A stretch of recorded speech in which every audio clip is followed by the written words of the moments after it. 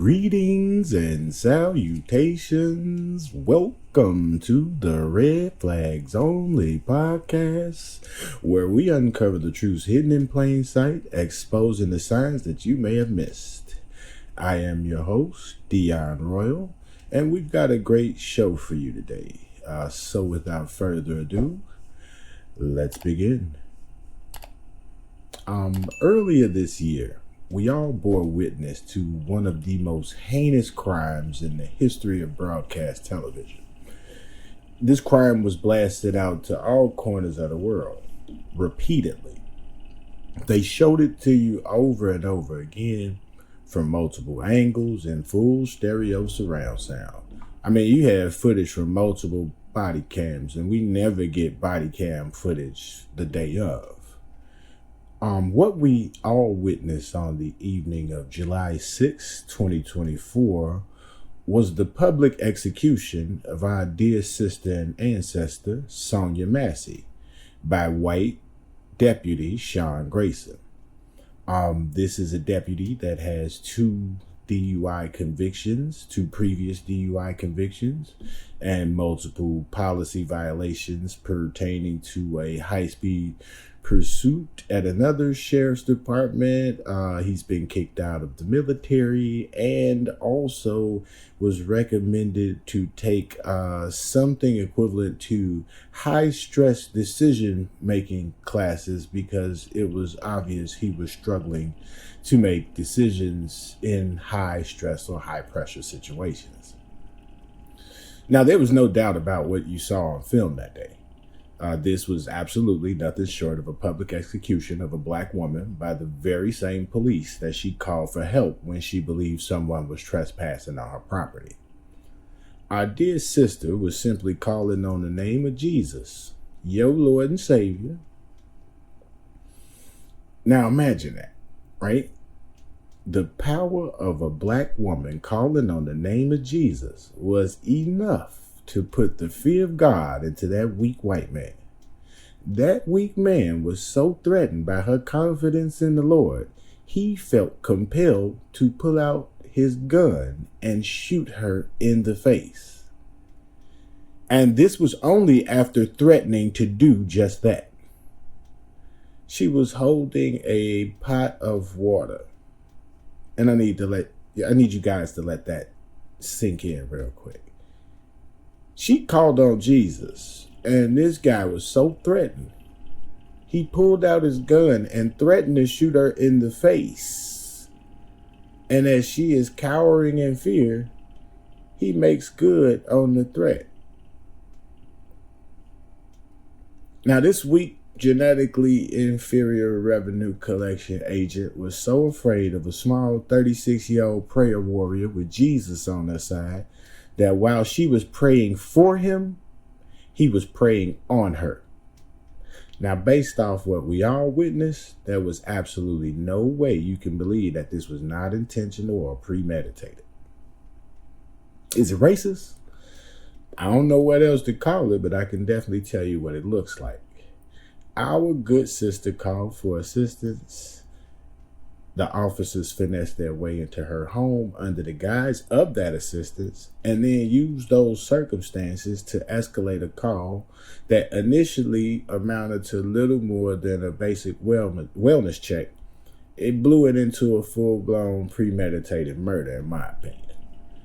Now, a long time ago, some really smart and some not so smart people called for body cams as a solution for the rampant police brutality that is prevalent throughout most of, I would say all the police departments all over the country. The results have been, I would say, middling at best. On one hand, we do, as citizens, we have been able to win some cases against the police because of the body cam footage, but in countless other cases, especially the cases when the police delete an innocent black person, in many of those instances, the validity of the body cam footage has been brought into question by the powers that be. You've heard that famous phrase, the infamous phrase, I would say, that the body cam footage doesn't tell the entire story.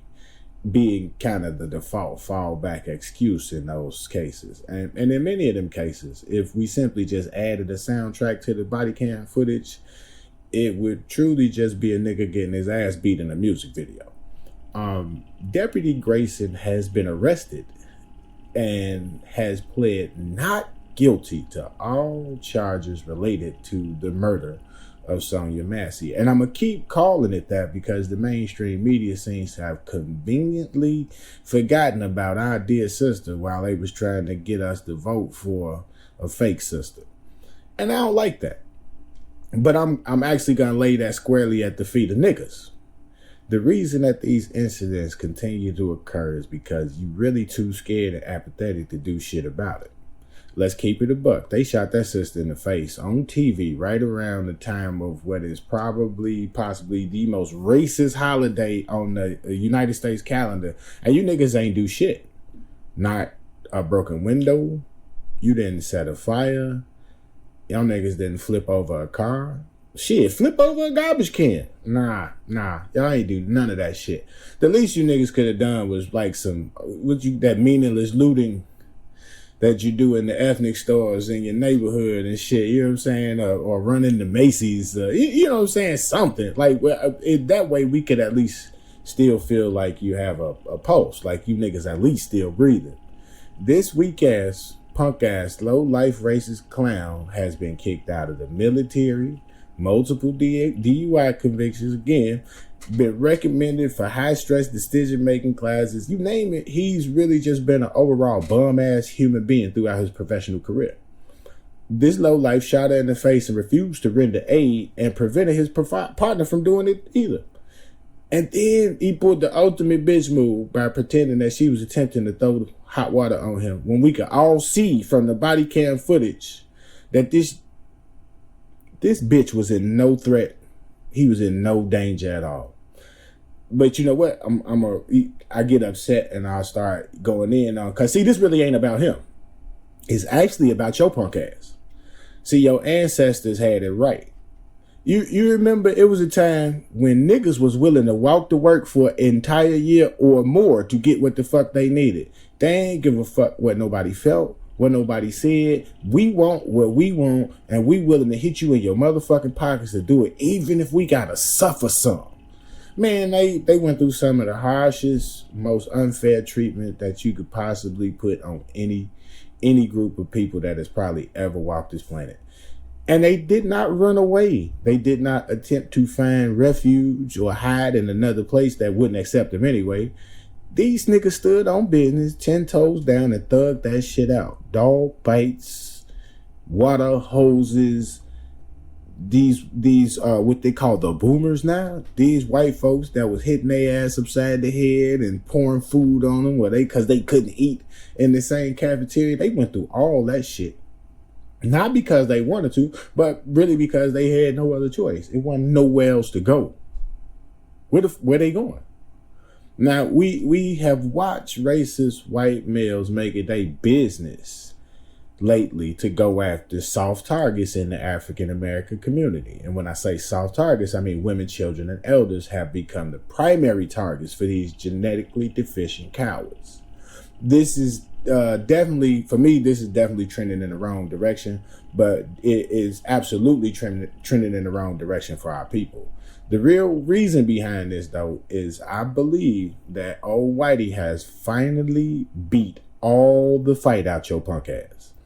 You niggas out here wearing nail polish, lip gloss, dresses, purses, glitter lotion, tight jeans, blouses, lace fronts, and thongs. You niggas have identified yourselves as totally non-threatened.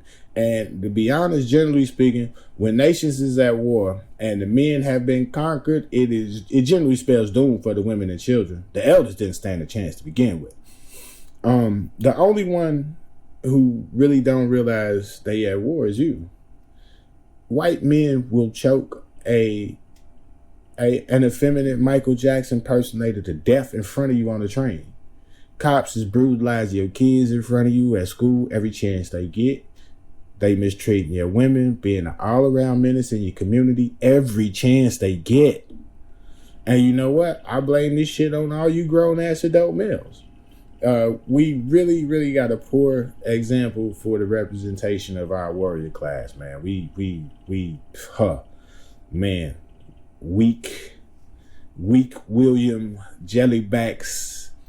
Let me just be honest. For a long time, we just been able to kind of sit back, and the community has watched you be a big detriment to it.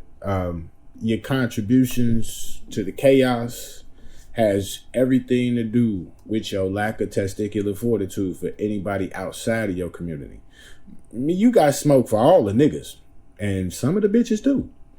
You ain't never respected your kids because you've never made building strong, healthy families a priority.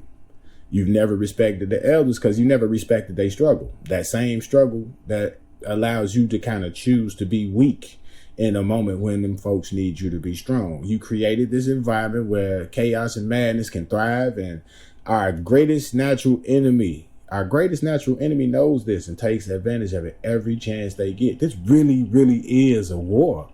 And you the only one that don't get it. You niggas is more caught up with who rhymes words the best and BBLs, you know? You really ain't got time to be the god of the universe. The universal creator charged you to be the one. And the system of the oppressor has kind of declared consistent and open war on you and your people. They get emboldened by your lack of courage at this point. And they really making that final push to get your ass up out of here when they start attacking the women, children, and elders. And they know you ain't gonna do shit. Oh yeah, you'll spin the block on your ops and make a song about it as long as they look like you. But you kind of disregard the lives and safety of the women, children, and elders that look like you and live in your community. Let one of them people in the blue uniform get active and start putting boots to niggas' neck, though. I mean, in the end, you niggas fold every time. Y'all punk ass fold every time. And it's kind of historical evidence of that lately. And I think because they figured out that you a chump and you ain't gonna do shit, that's what makes him kind of emboldened in his stance to take it all from you. You know what I mean? And just really kind of erase you and your people from history. Now, this ain't me just speaking out my ass. This ain't conjecture. Them people really got you shaking like a hoe in church anytime they rear them weak ass jawlines in public. White folks control every aspect of life in your community, and you wondering why your women don't want or respect you, your kids don't respect you, and the elders don't trust you. When our community, I give you this example, right? When greatness comes out of our community, and I give you examples, like we have shit like when you got like the genius black kid that becomes the youngest member of Mensa and shit, or like a 6-year-old that passes the bar exam. We got like 14-year-olds getting a master's, and kids, babies, you know what I'm saying, 2-year-olds that's got IQs measure higher than Einstein at that age, or like even more practical shit, right? We got shorties that are out here literally creating and developing sutures that detect infection. We got the little African fellow over there creating gas out of plastic. We kind of produce all this elite gifted talent, and then we never get the opportunity to use it for ourselves or the direct benefit of our community. Soon as them people identify that talent in our community, they cultivate it, they pluck it from our God, and they harvest it for themselves for whatever nefarious reasons they see fit. Everything we've ever generated or created in our community has been taken, snatched away, and made to benefit. It'd be funny to me when people say, so and so black man created the video game controller, and so and so black man invented ice cream, or so and so black man invented the potato chip, or so and so black person found the cure for this. And then I look at so and so black person's family, and I look at how so and so black person people is doing, and they never are able, like where's the black ice cream company? Where's the black light company? Where's the black peanut butter company? All these things, it's just like as soon as they identify it, they get it up out of there, and then they take all our magic.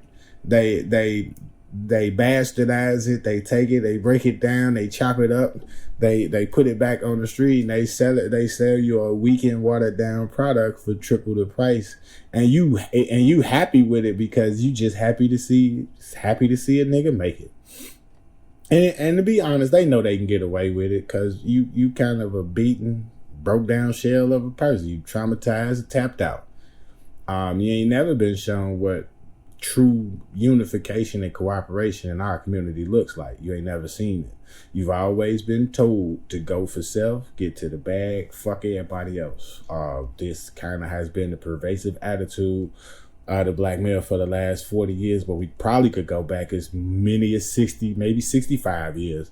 The formula is like this: fuck as many hoes as I can, hoard as much money that I can drain from the community so I can fuck all the hoes that I can, and then put in as little effort into the evolution and development of the black family structure while extracting as much as you can from the community.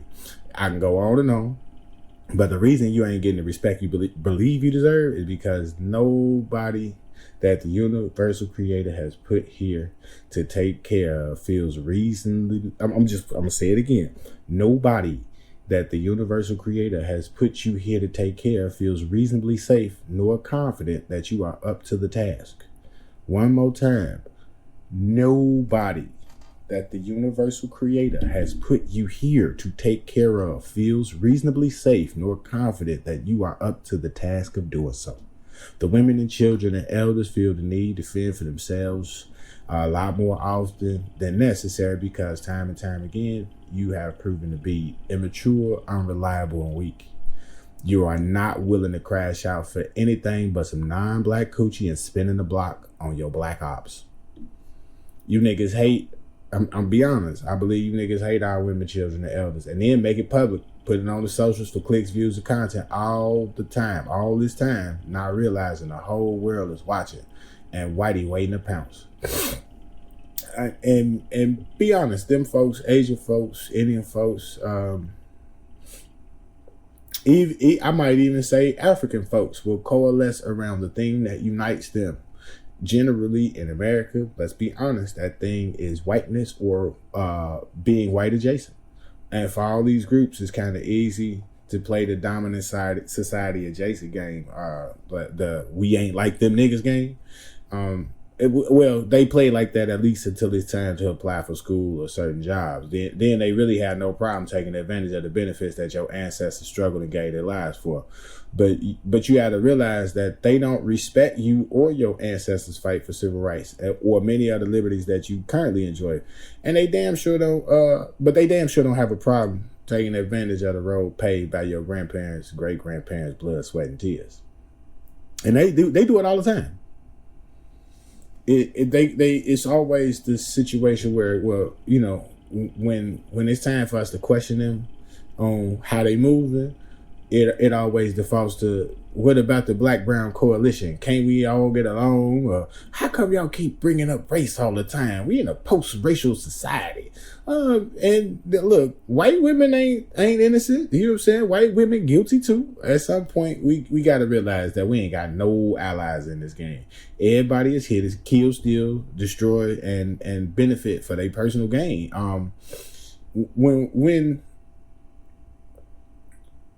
When will we realize that the only way out of this shit is going to be to fight harder and dirtier and more together than we've ever fought before? I think they really believe that they done kicked your nuts so far up in your ass that you forgot you had a pair. I believe they believe that they got you so weak and made you so effeminate that this shit sweeter than Project Kool-Aid. They ain't even trying to hide it no more. And they know they can get away with it because we hate ourselves. We wearing nail polish, lip gloss, purses. I'm just saying. Let's be honest, right? The Luigi Mangionis, the Daniel Pennies, Derek Chauvins, and Daniel Pantaleos, they dressing to be able to easily get in and out that jam, even if they started. They dress for combat, thin, light, maneuverable, well armed. They work for the police. You know what I'm saying? They moving in ways that, you know, survivalists or military trained people would be. And our young men, they out here in sports bras, Crocs. They carrying a purse. They looking like the softest soft ass target a motherfucker can get.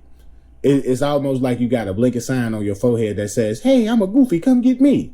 And to be honest, if they were coming to get your hoe ass and you wasn't going to fight and do nothing to save yourself, then fuck it, you get exactly what you deserve. But see, when it comes to the women, children, and elders, that's where we got to draw the line and be willing to get that back twice the blood. We cannot continue to have all this venom for the niggas in our neighborhoods, but none for the weak ass overseers that consistently push the venom through our neighborhoods. They keep that shit going. They keep, in our community, in most cases, they keep the shit going. And we got to realize ain't nobody coming to save us. We're going to have to come save ourselves. I've seen more you backwards ass goofies talk about free your favorite rapper or prayers up for your favorite celebrity. And I ain't never seen you hashtag Sonya Massey, not once. We collectively have the power to move the needle whenever we so decide. The problem is we've only decided to prey upon, terrorize, and exploit the most vulnerable in our own community. As men and protectors, we really have to make sure that we create an environment that allows for those most susceptible to these soft target attacks, not only to feel safe, but to feel as though justice will be served, even if them people ain't on it. This kind of where our people having a unified set of morals, values, character, and integrity would probably be our strongest weapon. And in that way, we could probably show. I'm be honest. We probably would be able to show the bully that we don't get mad. We get even with divine assistance from the universe. Right now, we currently have a multitude of people in jail that have been wrongfully in prison. Weekend at Bernie's didn't pardon or free them, but that don't mean they don't deserve justice. Let's stop waiting on their system and let's go get them ourselves. Police ride Freddie Gray around and somehow his neck gets broken. We know who did it. Let's go talk to him. A cop kneels on the man's neck for 8 minutes and gets jailed amongst brothers. He shouldn't last a week in there. And we should be up with it. Hey, what's homie books? Where can we send donations? And if a cop shoot a beautiful sister in the face while she praising the Lord, we should be willing to bring the totality of holy hell down on these people and be willing to disrupt every comfortable aspect of their lives and their little comfortable, peaceful society. We should be doing that. We should be on their ass. Should nobody be able to do shit. It should be very uncomfortable. But that's not going to happen until we kind of get on the same page. It really should be a clear understanding that there will be dire consequences for attacking our women, children, and elders. Swift and direct retribution. But them people ain't going to understand that there are consequences until we, the men, stand up and show that this ain't a joke or a game.